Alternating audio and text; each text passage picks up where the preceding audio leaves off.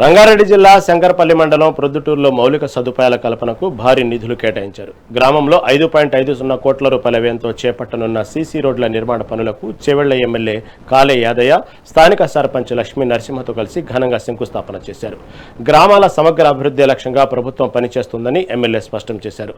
నాణ్యతా ప్రమాణాలు పాటిస్తూ రోడ్డు పనులను త్వరితగతిన పూర్తి చేసి ప్రజలకు అందుబాటులోకి తీసుకురావాలని అధికారులను కాంట్రాక్టర్లను ఆదేశించారు.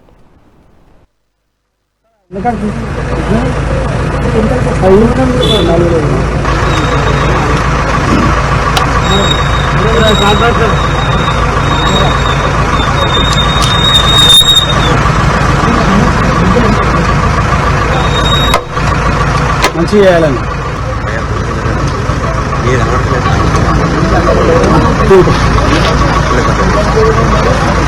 సరే ఇంకా పనిచేస్తుంది.